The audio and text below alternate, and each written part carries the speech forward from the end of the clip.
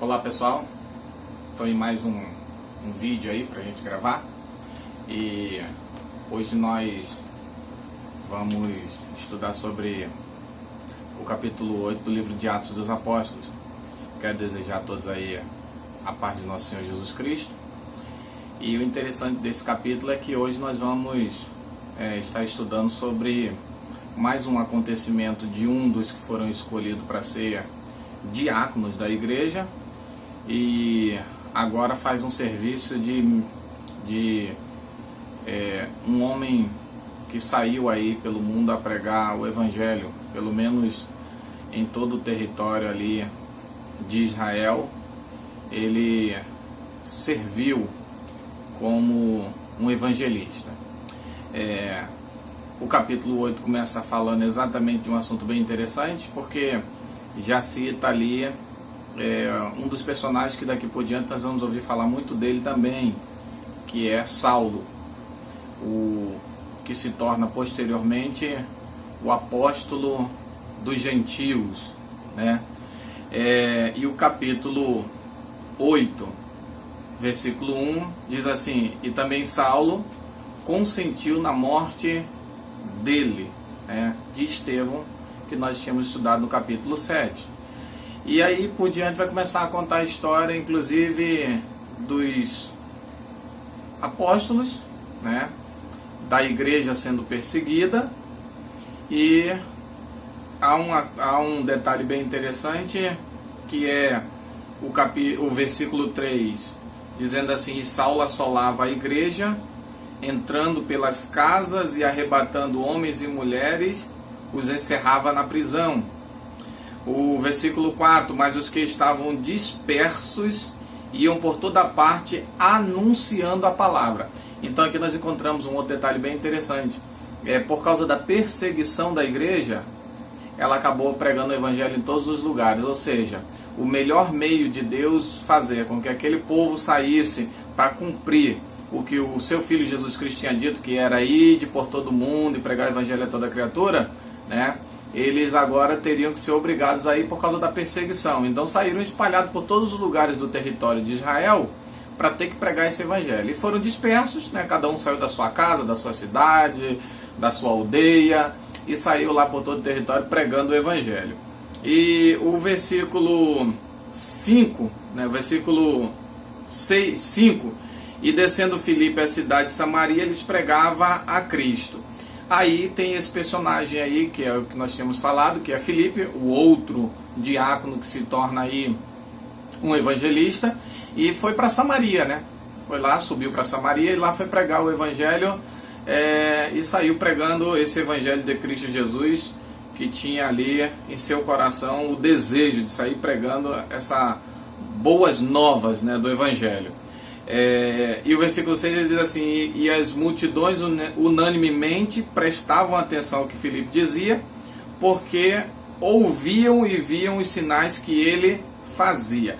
É outro detalhe bem interessante do versículo 6, porque assim, o povo dava atenção a Filipe porque ele pregava as boas novas de Jesus Cristo e fazia sinais e prodígios.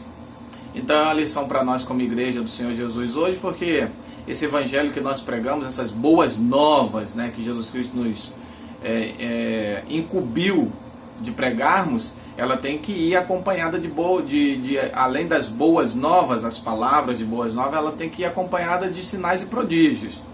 E é importante que nós coloquemos isso em nosso coração como um ensinamento de Cristo Jesus para cada um de nós. Tem que haver sinais e prodígios na pregação das boas novas de Cristo Jesus. Então fica essa lição aí para todos nós. O versículo 7 diz: pois que os espíritos imundos saíam de muitos que os tinham, clamando em alta voz, e muitos paralíticos e coxos eram curados. E o versículo 8 é maravilhoso, que diz assim: e havia grande alegria naquela cidade. Então, se coxo era curado, se o paralítico era curado, se demônios eram expulsos das pessoas, se pessoas eram libertos pelo poder do nome de Jesus, a cidade se alegrava por ver pessoas curadas, por ver pessoas restauradas, por ver pessoas retornando para suas casas, por ver famílias sendo restauradas. Então, o versículo 8 é importante para nós como igreja do Senhor, porque nos dá aí essa lição de que nós, ao pregarmos as boas novas de Jesus Cristo, temos que realizar prodígios e milagres, e a cidade vai se alegrar. O povo vai se alegrar ao ver que essas boas novas vêm acompanhadas de coisas maravilhosas, né? Sinais e prodígios. E eu vou terminar esse meu vídeo terminando o último assunto, que é o Espírito Santo, né? Realizando mais uma obra no meio da igreja primitiva. E o texto diz que um anjo do Senhor apareceu a Filipe e disse para ele ir para um deserto. É bem interessante esse texto, porque ele nos ensina exatamente sobre esse chamado, né, que Filipe acabou tendo, em que o anjo do Senhor apareceu a ele e disse para ele: olha, Filipe, vai no caminho do deserto. Ele diz assim, lá no versículo 26, e o anjo do Senhor falou a Filipe, dizendo: levante e vai para a banda do sul, ao caminho que desce de Jerusalém para Gaza, que está deserto. E mandou ele descer ali por um deserto, caminho bem deserto mesmo. Talvez alguém pergunte o que se encontra no deserto, né? Exatamente, iria passar alguém importante ali, que através da vida dessa pessoa o evangelho seria pregado na terra dele, na cidade dele, né? Lá no país dele, na Etiópia. E esse homem vinha passando, voltando de Jerusalém, e estava lendo exatamente um texto de Isaías, que é um texto profético, um texto em que Isaías fala que Jesus Cristo haveria de ser morto, né? E fala exatamente da morte dele, da ressurreição, do ministério de Jesus Cristo. E o texto que ele estava lendo na hora em que Filipe viu a carruagem do eunuco passar, e aí Filipe começou a correr atrás dele, encontrou com ele, e ele pergunta ao eunuco: entendes tu o que está lendo? E aí ele fala assim: olha, eu estou lendo aqui esse texto, mas eu preciso saber, ele fala dele mesmo? Isaías está falando dele mesmo ou está falando de outra pessoa? E aí abriu o caminho para Filipe dizer para o eunuco: olha, ele está falando de Jesus Cristo. E aí prega toda aquela mensagem. É todo um caminho que nós não sabemos quantas horas durou, se durou horas ou dias, e eles foram por aquele caminho ali, e Filipe pregando essas boas novas agora a um homem de um outro país, que o evangelho agora ia ser espalhado para esse país.